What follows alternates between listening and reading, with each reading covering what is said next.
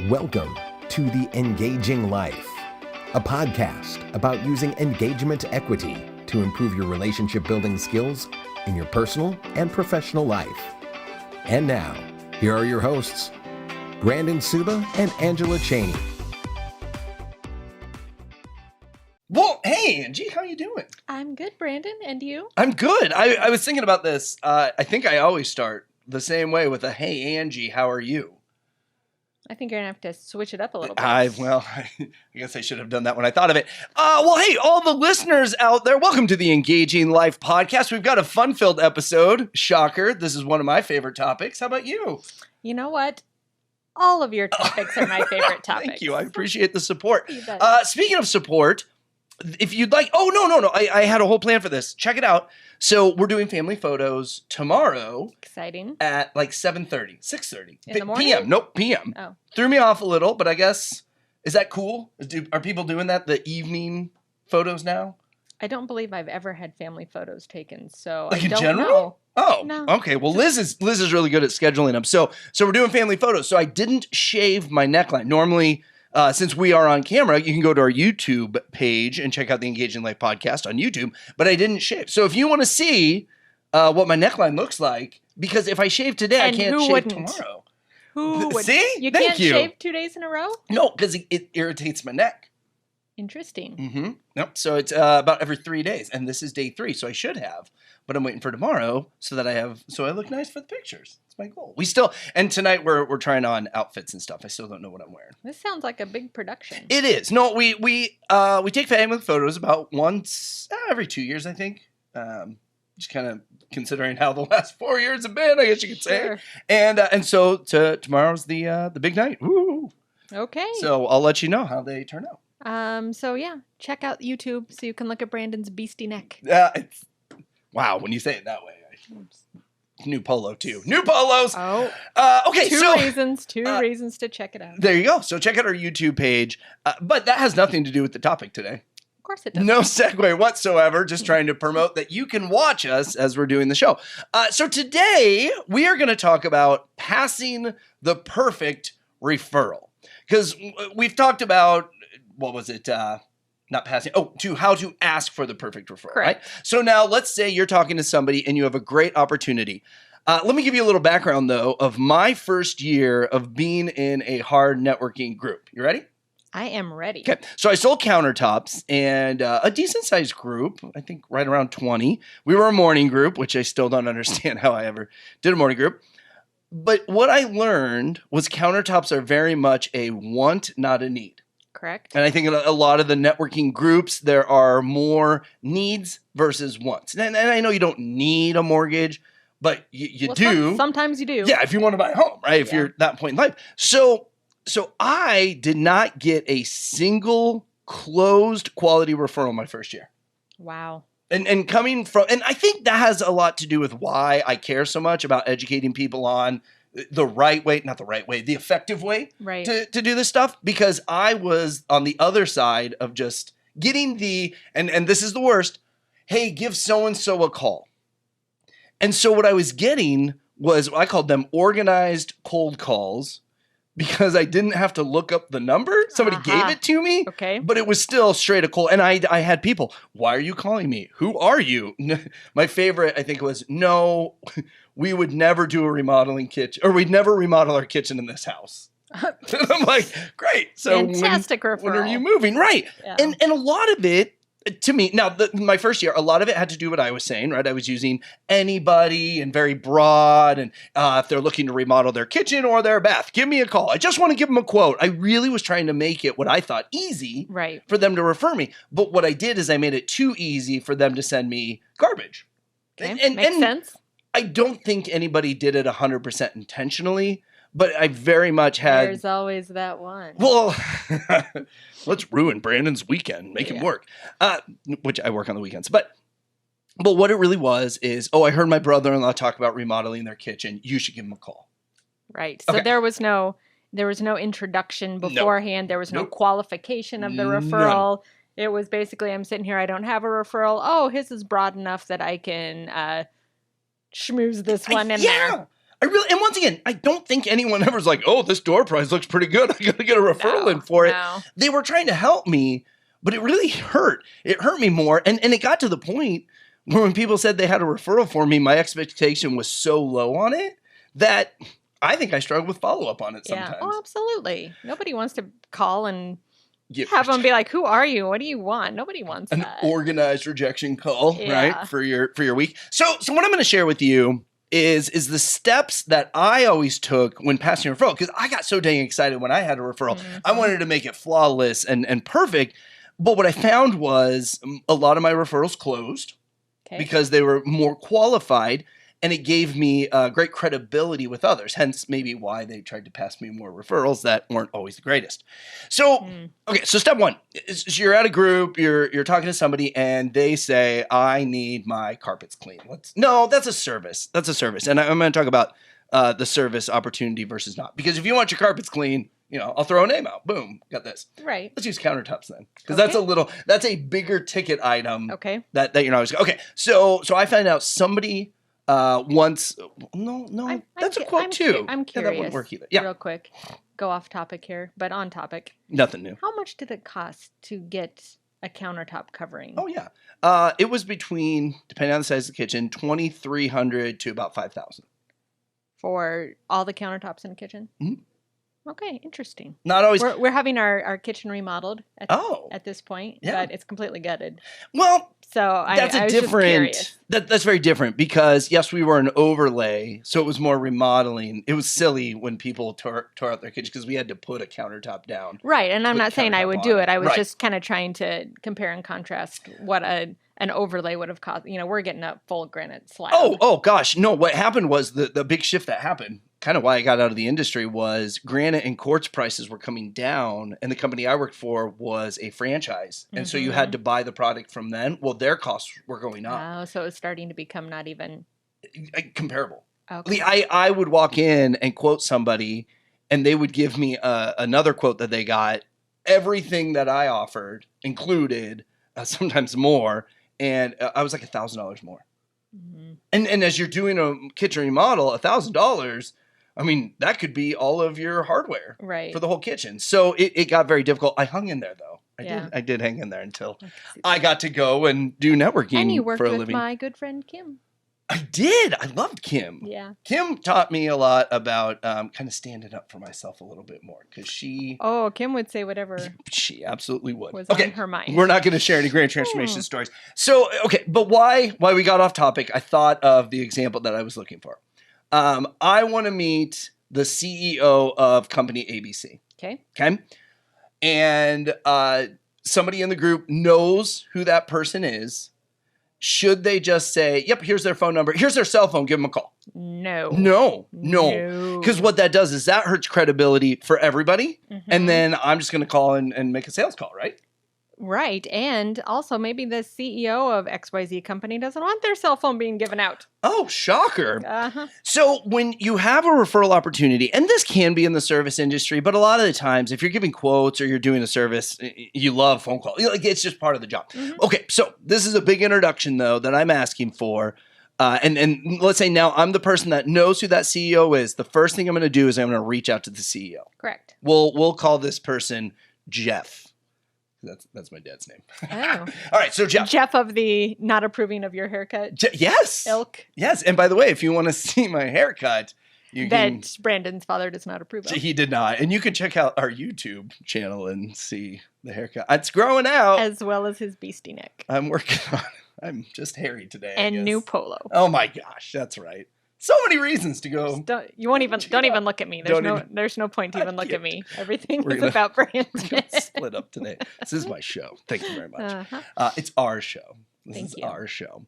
Okay. All right. So the first thing I'm going to do is I'm going to reach out to Jeff and I'm going to say, hey, Jeff, I know somebody in the insurance field. They have a great product or a great service that fits really well for you. Is it okay if I connect you to? Mm-hmm. Now, this is a phone call or text message, depending on, but this is not an email, in my opinion. Okay. Because, well, I guess it could be an email. But I would totally email it. It would be an email. But you're not including anybody but you and Jeff, right? Correct. Okay. Correct. It's not a three-way. But we'll get to the three-way because It is On important. YouTube? No, not.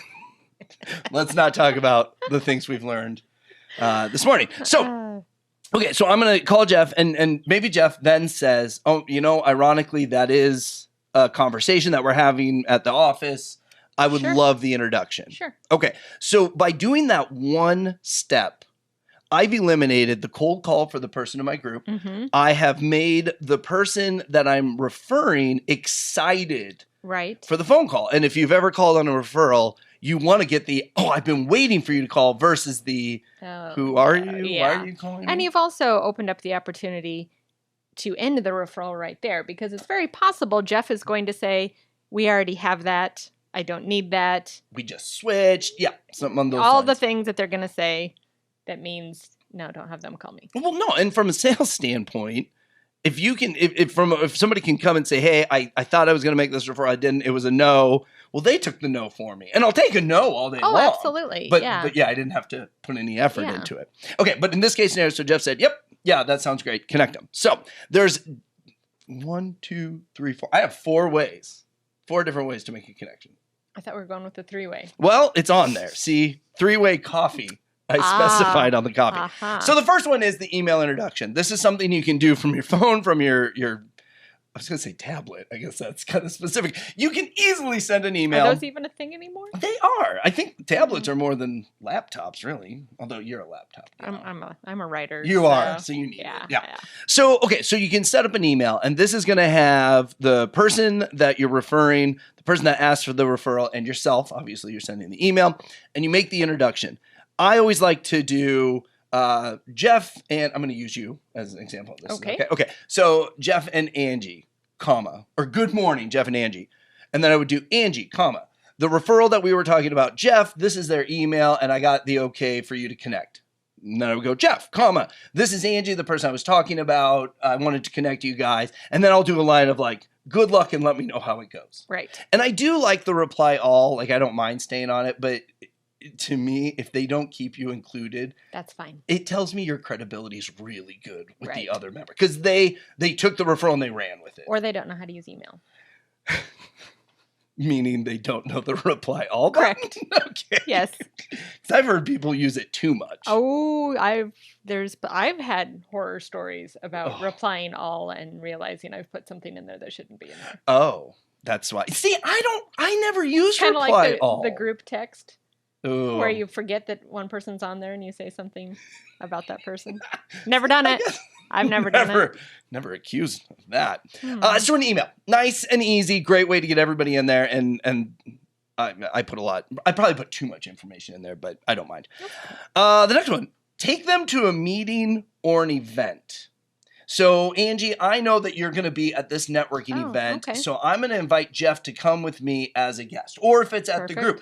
I think, and I guess I wrote face-to-face on here, and that's similar too. But I think that's a really neat way to get credibility for you before you have the conversation of the business. Because Jeff gets to see you networking or gets to hear your weekly presentation. Or if you could be the presenter that day, that'd be even better, right? Yeah. So bringing them and counts as a guest if you track that sort of stuff. And you're also building credibility by bringing people to a networking event. So I think it's a really neat way if it's business to business. Now, if your mother-in-law is asking who you recommend should clean their carpets, I don't think you should drag your mother-in-law to a networking event just to say, that guy. Call him. Yeah. And anyone who brings a family member to and then counts them as a guest when that was always kind of a shady deal. And hey, there's my 14-year-old daughter. I'm going to mark her down as a guest because she didn't have school today. So, I was in a group. And the HVAC guy, his mom was just the funniest. She had the over the hill 40 cane that she got as a gag gift, but she used it. Oh goodness! And had all the tchotchke stuff on it. She subbed for him all the time, and it was funny. But subs are different. I just thought I would never have my mom go. I mean, I feel she would say some good things, but then I also think that she would be like, "Oh, it almost one becomes time Brandon did this." A little bit of a joke. Yes, especially with her. Yeah. Not stupid cane. I'm sorry if you like your over-the-hill cane and you still use it. It became a gag. Pretty much. Yeah, pretty much. Okay, now the next one. I like this one. I've got a great story with it. So a 3-way introduction. 3-way, and I put coffee on here. Of course, you can do lunch. I'm a big fan of coffee because then you're not trying to stuff your face while you're trying to have a conversation. I hate eating lunch with people. Right? I mean, and everybody plays the game though. Well, you got to eat lunch, so why don't we just eat lunch together? Like, well, because I'd really like to have a conversation with you. Then you think something's in your teeth, and then who pays, and then and I have been told by my mom, as I'm bringing up my family a lot in this today, that I eat horribly with some foods, like chips. I'll just jam like 3 chips in my mouth with salsa on them. I think it's a good way to eat it, but it is not appropriate. Popcorn, whole handful. It's a lot of landmines in the whole, especially if you've never met them before. I've had a few of those. Oh. And they're awful. You've never met someone, you're trying to eat, you're trying to order, you're trying to figure out who pays, you're trying to get to know it. There's just way too much going on. Yes. Yep. So that's why I love coffees. So this was a unique situation. It wasn't necessarily a referral. It was kind of a growth opportunity within a networking group. But my wife started working with this other guy, and he had never done commercial lending before. Okay. And they're like, well, with your new position, you have to do commercial lending. I had a commercial lender in my group, and I was like, would you mind sitting down with him and just tell him the benefits of networking? Because this guy's like, no, networking doesn't work for what I need to do. And my wife's like, no, it's exactly what you need to go and do. Right. And so I set up a coffee, and we all sat down. And those two started talking about banking stuff. And then they started talking about people they knew mutually and all of this. And here's my recommendation. If you do this, set up an out. Give yourself about a 30-minute out. Because I sat there with these guys for 2 Oh my hours. gosh, and you had no way of just bopping out. Nope, because I felt obligated, and this was before I was really in the banking world, so it was just mumbo jumbo to me. I did not care. So the connection was phenomenal, but I really wish I would have given myself the opportunity to leave. So again, I'm going off topic because that's what I like to do. You're off topic today. With the coffee and the lunch, we've already talked about that. When is it appropriate to invite somebody for drinks? Okay, one thing that we pride ourselves is we have the female and the male, right? Because I think it's different. I always throw out drinks because I enjoy old fashions, right? So I will always throw it out. But I would probably throw out coffee the first round. And the way I do it is because there are a lot of, we're talking about landmines with lunch, drinks. Many more. Like alcohol. Because number one, the person might not drink. Number one, the person might have a problem. Did I say number one? You said it twice. Yep. So we're on number 3 officially. Number 3, especially a woman inviting a man, could be taken the wrong way. Yep. And I feel a man inviting a woman could be taken the wrong way too. Yeah, absolutely. So there's a lot of that going on. My personal situation, my husband doesn't care if I go to have drinks with a male. Yeah, but that is my situation. Right. Other people can be different. So usually what I do, because that is my preferred method of meeting people, you get relaxed, but I always give 2 options. So I say, I'd love to meet for coffee or a drink sometime. I think I throw a beer. Not that I'm going to drink a beer, but yeah, coffee or a beer. Yeah. But I would say, I'm trying to really, really think back. Anybody that it was our first one-on-one meeting, I had built a relationship with them before to throw coffee. I'm in a group with them or we've networked together or something. Mm-hmm. But if it would just be, if it would be an introduction. Hey, Brandon, so-and-so, I think you two would mesh or, they can use your product or service. I probably would go for coffee first. Okay. And that's from the male's perspective. Right. Just because I don't want it to come out something that it's not. Right. And then the other thing, one of the places in town here that I like to meet at is called Stories because it's a coffee shop and they have drinks. That's right. So if you are meeting, if you want to have a drink at 10 o'clock in the morning, I don't care. But if you're meeting at 4 o'clock, and this actually happened to me once, we were meeting there at 4 o'clock and I got a beer and it turns out the person I was meeting was ex-alcoholic, recovering alcoholic, sorry. But it really wasn't awkward. He said, I don't drink anymore. I'll grab a coffee. Yep. And I said, is it okay if yep, absolutely. And it was fine because the options were there, which if we would have actually met at a bar and he was the type that would have come, he wouldn't have said anything beforehand. He was just, and then it would have been Not that he couldn't have gotten a soda or something, But that's still, but you're in an environment where primarily it's drinks. Where at a coffee house you have a lot of drink options. Right, and where I was usually the only one drinking. I've been there. Yeah. I've done that. Oh, well. I went to an Optimist group. Like I visited them and it was all teachers and we met at a bar. And it even had like happy hour in the name, I felt. So I was like, oh, I'm really looking forward to this. And so the waiter comes and it was like water, water, water, Oh my water. gosh. And so, and you know me, I followed suit. I was like, oh, I guess I'll take a water. And then once we got into the conversation, the waiter came out. I'm like, I'll take a beer. Yeah. Actually, because this is going And nowhere. a shot. Thank you very much. Yeah. Well, I just thought teachers, happy hour. I know. Oh, we had a group that was, again, I think it was called Leads and Libations or something. That's a good name. And many of them did not get drinks. It's like, why'd you join a happy hour group if you're not going to drink? You know, and I have a few more stories. I guess they're there for the network. I don't know. I know. That's a tough one. That time of the day probably works well for them. Sure. You know, not everybody's like me that hears happy hour and goes, ooh, drink. I know, but that's why we do a podcast together because that's why we get along. Get that feeling. That's why we get along. Okay, so three-way coffee. Once again, I think that's the most personable, and you're there for credibility for both of them. That whole thing. And then the last one is face-to-face. And you can use all of these, except for the email, obviously, to do the face-to-face. And a text message, a phone call, those all fit in, I feel, into that email category. But I always feel once you have the okay to bring two people together on a time that mutually works for them, they didn't have to schedule an appointment. They didn't have to go out of their way at all. This was just what they planned to do anyways. I think that's a great opportunity to bring them together and gain that credibility. So, okay, so let's think about this. The last referral you passed, how did you pass it? How did you pass it? Did you ask first? That's such a big one to me. And the reason I go back to that so many times is all of the, I don't want to call them crappy referrals. All of the frustrating referrals would have been avoided if they would have called the person first before they gave it to me. They would have just put a little legwork into it. And we're talking minimal, right? Like, right. Hey, Angie, are you still doing that kitchen? Well, look at right now. You're in the middle of it. Right. And I always make the joke, but I'm serious. If you pull your kitchen out and you haven't lined up your countertops yet, you are a psychopath.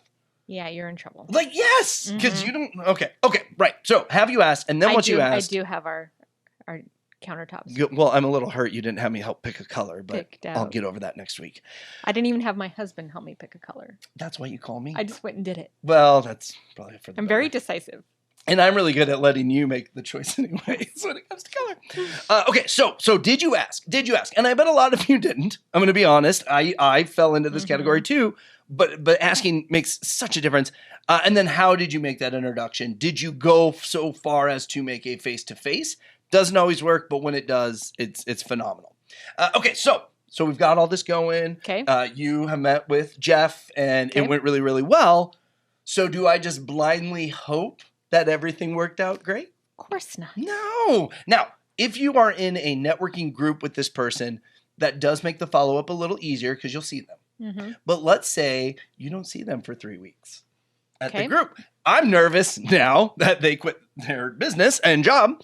So I made a scheduled an appointment a week from the introduction to follow up with both parties. So you were proactive.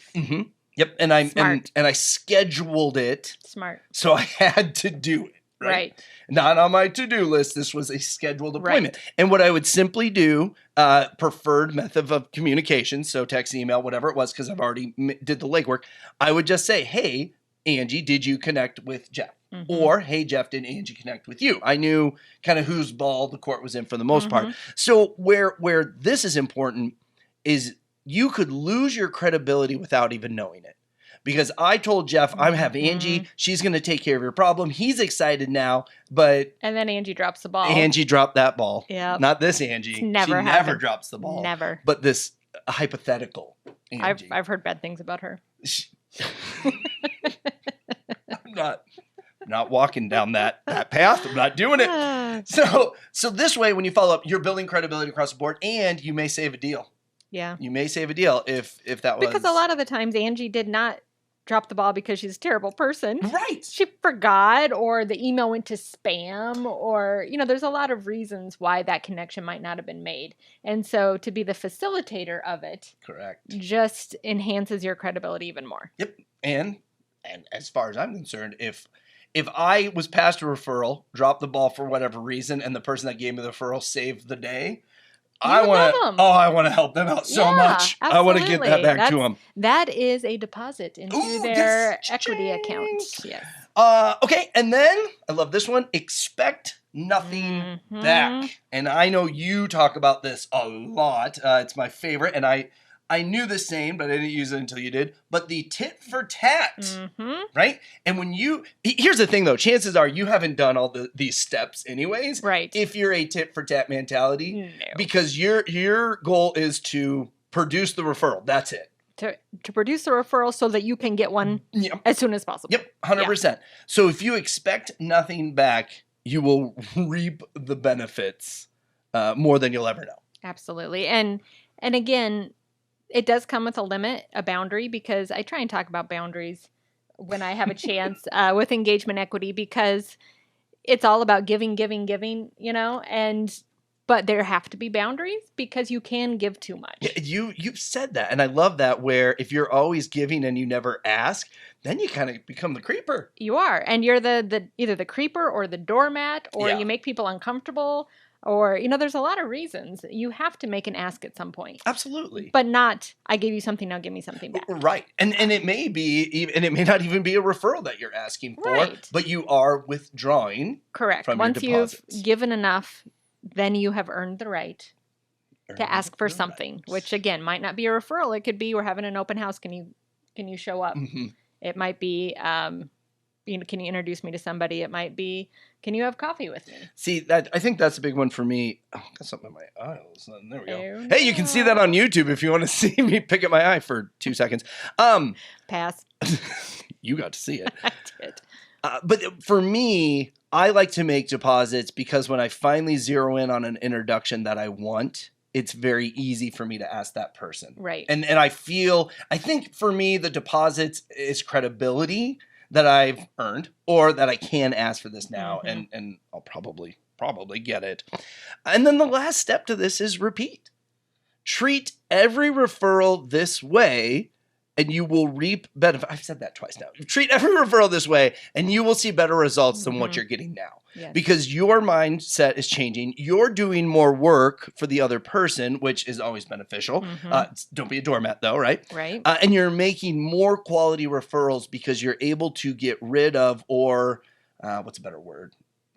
Eliminate the bad ones, or the ones that weren't going to work out. Or at least anyways. reduce them. Reduce. I think I was going for reduce, because not every referral is going to pan out. There's always going to be a bad referral giver. Always. Yeah. Well, yeah, sometimes you pass on somebody and they're the nicest people, and then you follow up and they're like, I hated that person. Kim, I recommended a carpet cleaner that I love to Kim. We were talking about her earlier. Yeah. And there was a dog poop controversial thing, and she was livid. Dog poop controversy. That'd be a good band name. It would. Actually, probably a ska band, I feel. Yeah. Punk rock band. So hopefully this has given you the opportunity to change the way that you're passing referrals. Because as much as we learn in the referral world, we learn how to ask for them, we learn to give them credibility, how important it is, but I don't think anybody really drills into the best way that you can provide a referral or make a referral happen, because we don't focus on the end result. We focus on, okay, I got that referral passed. Okay, I made that connection. Where really that's just a piece of the whole pie that you want to get into there. Absolutely. So, Angie, any final thoughts on this one? I don't think so. I think that we covered it very well. Awesome. And by we, I mean you. Oh, thank you. No, we do this together. We're having the I, me, you thing today. We are. But we are one. We are one. So thank you, everybody, for giving us a listen today. I hope you got something out of it. Check out our YouTube. Please subscribe if you haven't. If you're listening to this episode, you probably isn't your first, so hopefully you've hit that subscribe button. Check out our YouTube channel so you can see our very pretty faces, and we look forward to talking to you on the next podcast.